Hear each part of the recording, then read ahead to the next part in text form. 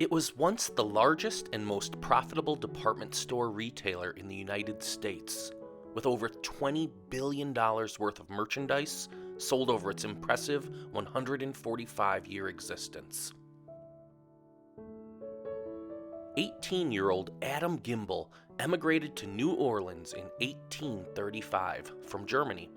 After working some odd jobs, he bought enough merchandise to start his life as a traveling peddler and made his way north. He eventually landed in Vincennes, Indiana, on the Wabash River, one of the largest towns in the area. Gimbels opened a 3-story store in 1842, where he developed a reputation as being a fair businessman and trader. He didn't haggle. He set fixed prices, which was a new, novel way to run a business. He met his wife in Philadelphia on a buying trip, and the two married in 1847. They had 14 children, 11 of whom survived. Their 7 sons all followed in their father's footsteps and joined the business. Other Midwest cities began to surpass Vincennes in size, and the family looked to expand their store to other markets. In 1887, sons Adam and Jacob opened a Gimbels Brothers in Milwaukee, which grew to be one of the largest department stores there. A few years later, they opened another Gimbels in Philadelphia, their mother's hometown. But the Gimble brothers wanted more. Bernard, Isaac's son, wanted to take on New York. He thought they could compete with the biggest and most competitive place in the U.S. So, in 1910, Gimbels Brothers opened in New York City, just 1 block south of the shopping mecca of Macy's.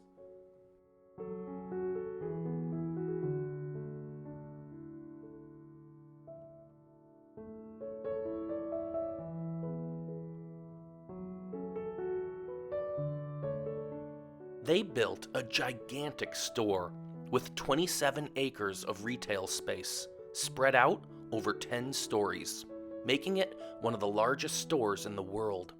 It was part of the Midtown Manhattan commercial district, called Herald Square. It was designed by the same architect that built Marshall Field's in Chicago, Filene's in Boston, and Wanamaker's in Philadelphia. But the Gimble store was different. It lacked the bells and whistles the other buildings had. This one reflected their shoppers, the hard-working middle class that didn't want to pay for the fancy frills. And it worked. They went public in 1922. The rest of the decade was a busy one for the Gimble boys.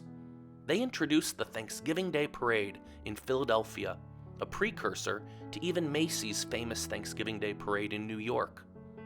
Gimbel's parades drew crowds of 500,000 people and culminated with the arrival of Santa, who scaled a 10-story fire ladder and climbed into the window of their Philadelphia store.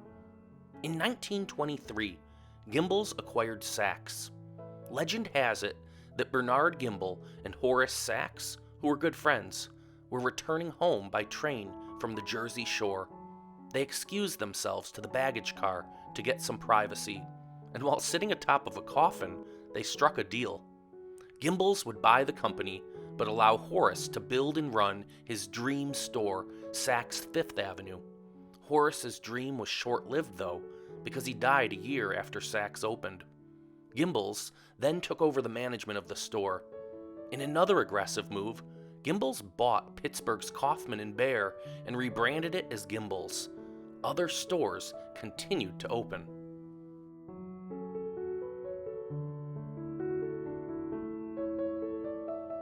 Gimbels had strong marketing and advertising.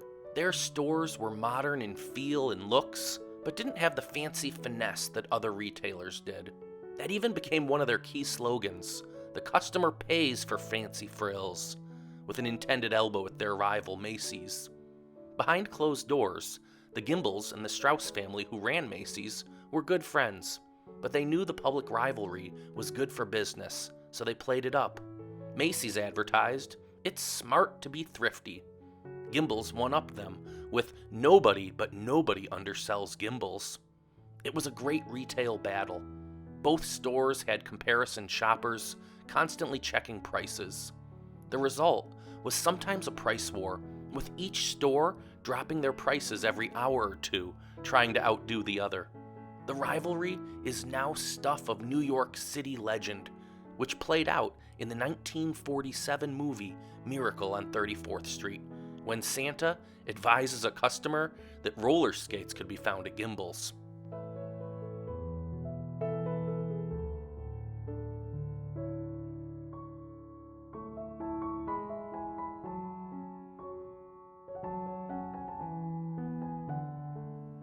Gimbels showed up on the silver screen in other films and shows too. It was Lucy and Ethel's favorite store in the 1950s classic sitcom I Love Lucy. And even more recently, in 2003, several characters from the Christmas classic Elf were employed by Gimbels, although the scenes were shot ironically at Macy's. Eventually, though, Gimbels fell behind as more of its stores went into the red. In 1973, a British-American tobacco company, Brown and Williamson, bought the Gimble Brothers Company. They did, however, allow the Big Four stores in Philly, Pittsburgh, Milwaukee, and New York to stay open as independent divisions. Each had their own marketing, advertising, and store charge card. In 1983, the Philly and New York stores merged, being called Gimbels East. But by 1986, the Gimbels run was over. The remaining stores were closed. Saks was purchased in 1990 by an investment group. While Gimbels is just a memory now, there are remnants of it. There's the sign, missing the G, on 31st Street, where the old warehouse once was. There's the warm smile on the face of a New Yorker who once shopped there. And there's the faraway look of one who remembers a beautiful Christmas window display in the ghost of an old department store from long ago.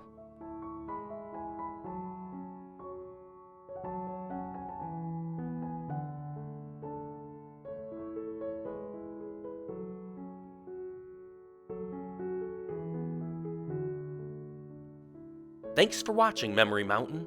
If you enjoyed this video, please click to subscribe to our channel and hit the thumbs up button. Be sure to tap the notification bell so you'll be one of the first to know when we post our next story looking back over the landscape of Americana. They believed in you enough to help you build credit.